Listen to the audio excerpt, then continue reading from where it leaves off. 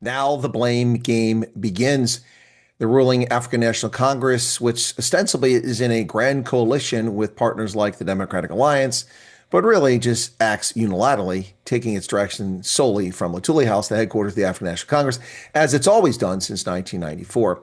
The ANC's blame game will now commence, and they won't be able to blame their coalition partners because they've basically told them to foot sec when it comes to foreign policy, telling the Democratic Alliance to stay out of foreign policy, telling the Freedom Front Plus to stay out of foreign policy, and they've cocked up the foreign policy royally. What am I talking about? We are now just 2 hours away at this recording from the imposition of a 30% tariff on South Africa's exports to the United States.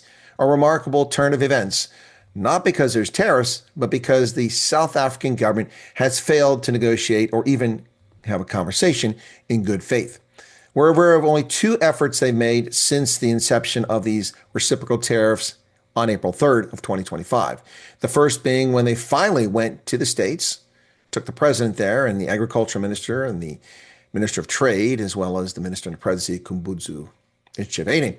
And they went to talk to Donald Trump in the Oval Office, and they talked just before that in the background, and then obviously behind closed doors. And this is the first time the South African government made an effort 6 weeks, nearly 7 weeks after Trump imposed reciprocal tariffs. That's how lackadaisical the South African government was. Then the only other effort we're aware of is later at the U.S.-Africa Business Summit in Luanda, Angola. They sent a junior delegation with a deputy minister to negotiate a trade deal. 16 countries in Africa sent their heads of state to negotiate with the United States. That's how important these 16 countries consider their relationship, their trade relationship, their exports to America, that they sent 16 heads of state. South Africa couldn't be bothered to send a president, a deputy president, or even a minister. Only a deputy minister. That's it. And then they tried to gaslight the South African public by claiming that they've been negotiating all along and that things are well. Well, this is a bold-faced lie. Things are not well. They're not well. And when we have the truth exposed by the likes of Emma Powell from the Democratic Alliance, that the special envoy is not a special envoy because he was rejected by the U.S. government in May, 3 months ago. So the South African government has been merrily marching along, knowing these tariffs are coming, because they have had no interest in negotiating with the United States. Now, today, the 31st of July, President Trump extended 90-day extension he gave to Mexico, one of our closest trading partners. South Africa will get no extension. In fact, the 30% tariffs that South Africa is expecting on August 1st may, in fact, be far less than is actually coming.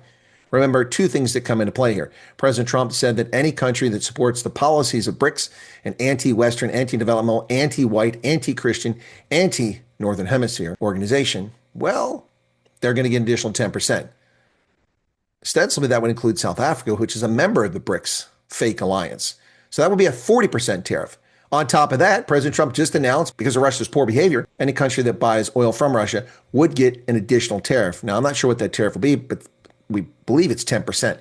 If that's the case, South Africa could potentially face a 50% tariff on its exports. But regardless if it's 30, 40, or 50%, it will be devastating. Jobs have already been lost in the automobile sector. Jobs are already lost in the agricultural sector. And while the central bankers claim that 100,000 jobs will be lost, that is a far smaller number than actually going to be cost by this. And let's roll back the clock here. South Africa has been the beneficiary of the Africa Growth and Opportunity Act for 25 years. Being exempt from import duties, giving them an artificial advantage over European automobile parts producers, automobile exporters, and many other products like agricultural products. Over 6,000 plus products, some in the U.S., duty-free from South Africa. So you've gone from no duty to 10% duty on most products, 25% on automobiles, which we've already seen the effects of that. South Africa's automobile exports in the same period this year dropped to 1,100 from last year of 9,700 automobiles exported. Basically, the only one that was shipped out here was a Mercedes C-Class from South Africa to the U.S. That's it. That already happened a couple of months ago with a 25% tariff. So 25% on automobiles, 10% on everything else, except for copper and steel, which had 50%. So now you're going to face 30, possibly 40, maybe even 50% or more tariffs on South Africa. So what happens next? Well, the blame game, folks, just like they tried when Trump first issued his executive order on the 7th of February. Well, Trump is poorly informed. He just doesn't understand. Well, That's not going to work. We know it's not going to work. Trump is well informed. That's the reason that these things are occurring. Well, it's just mean. Well, it may be mean, but the reality is that South Africa's government has been predatory against the United States. While we have generously given South Africa duty-free access into our marketplace for 25 years, South Africa has imposed 75% tariffs on our poultry imports to keep us out of the poultry market. It has put artificial barriers in place to keep us from shipping pork to South Africa. And it set quotas on American cars coming into South Africa. It's a very dishonest, unfair trade relationship that South Africa's had. They've been eating their cake and enjoying it, while the U.S. has been getting screwed for 25 years. Now, for a long time, the U.S. put up with this because of our feckless foreign policy, which was meant to promote good governance. For good governance, being in a goal, we were supposed to get respect for property rights, governments that invested in education and healthcare, that respected human rights. But what do we get? The South African government, which does none of those things effectively, except repress its population. So now the blame game. Well, racist, that will be the first part. But these tariffs apply to virtually every country in the world, including the United Kingdom, Germany, France, all the European Union countries, white folks, Canada. Canada just got hit with another tariff increase today because of their conduct over Palestine. So you can cry racism, but it isn't going to work because it's stupid and it isn't true. So what will they do next? Well, they'll blame someone else. Who are they going to blame? White monopoly capital? That's not smart. That's who provides all the money for the ANC. So probably not going to blame white monopoly capital. That will fall on deaf ears. So whose fault will it be? Well, they will blame, of course, the usual suspects, the usual guilty, but not guilty. First, they'll come for AfriForum, blaming them for spreading disinformation in America. They'll blame Solidarity for the same thing. Then they'll go after the coalition partner, the Freedom Front Plus, most likely, and blame Cornyn Mulder for coming back with a list of preconditions to actually have negotiations with the U.S. But the reality is that all of those things took place long after Trump's foreign policy was in place regarding South Africa's expropriation without compensation, which led to the issuance of the executive order on 7 February before any of these groups went to the States. Remember, Trump only became president again on January 21st. And on February 7th, he was already forced to issue an executive order because South Africa's president signed a document which is incongruent with the Constitution and violates Section 25 of South Africa's Constitution. Therefore, it's unconstitutional to take property without compensation. And because of that, Trump issued an executive order offering refugee status for those being overwhelmed by this nonsense and unjust racial discrimination. These actors, Solidarity, AfriForum, Tariffs, Emma Powell, Andrew Whitfield, all came to the States long after that, trying to set the record straight, begging the U.S. government not to put sanctions or to harm South Africans. Yet the South African media and the ANC politicians lie about this and spread rumors, as well as MK and EFF, raising outrageous treason charges. The treason charges to go against the people who've been stealing from South Africa for the past 30 years. The people who've destroyed education, the people who've destroyed the infrastructure, the people who've brought hopelessness to a country. The blame game begins now, and it will be vociferous. The collusion of the South African corrupt, captured leftist media will be prominent in this. We'll see the likes of Dan Corder and Tom Eaton and a host of other commentators in media in South Africa carry the water for the ANC, trying to protect them and place the blame elsewhere. But the blame belongs firmly in one camp.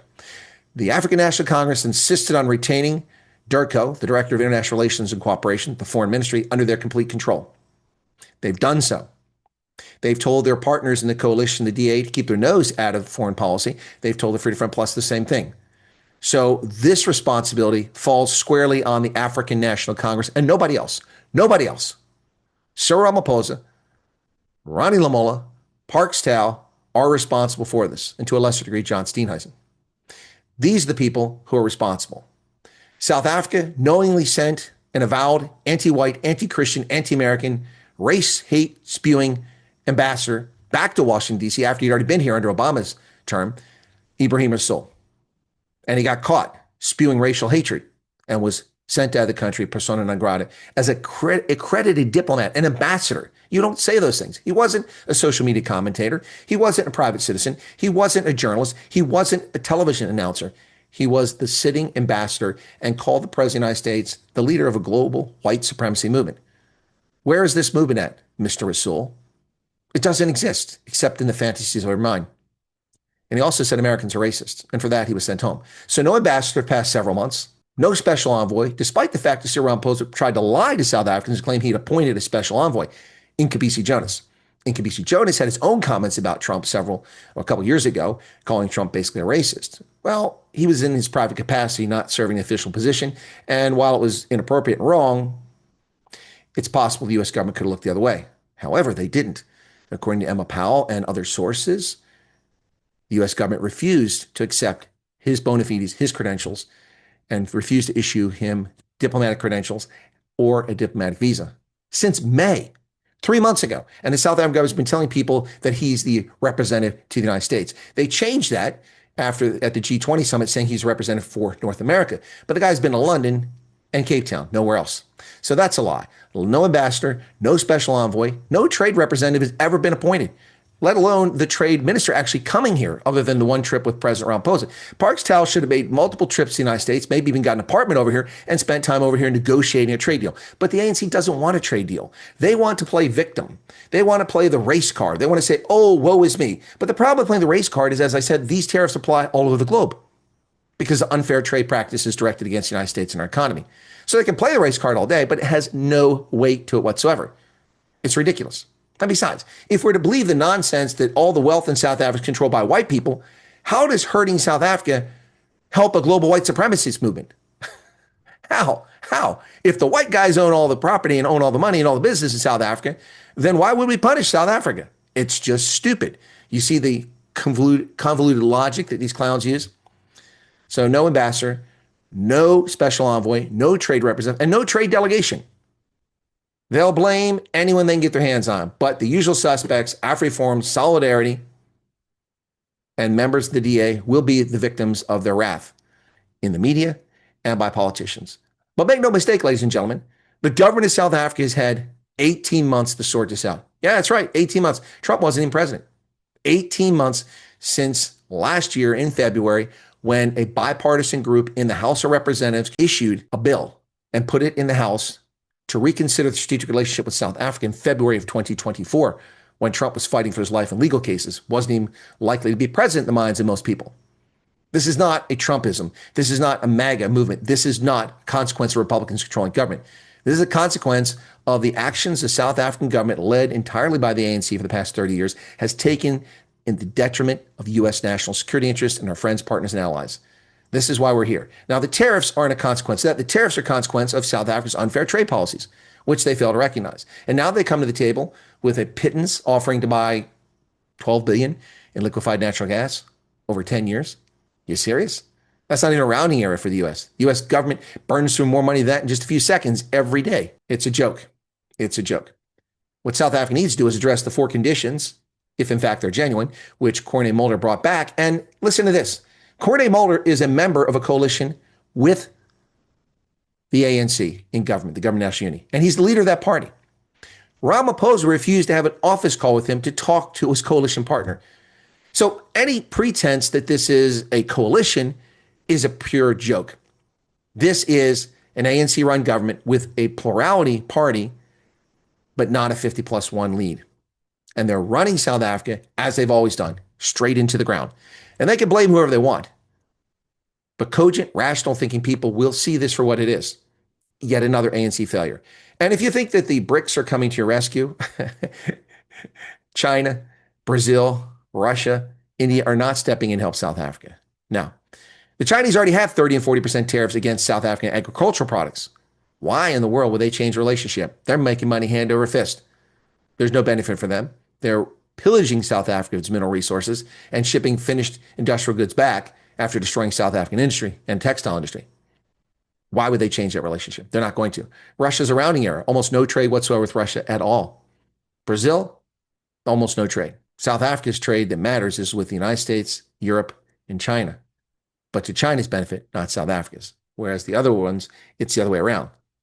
So blame who you want, ANC. The bottom line here is that you're at fault. It's your fault. It's your creation. It's your negligence. It's your failure.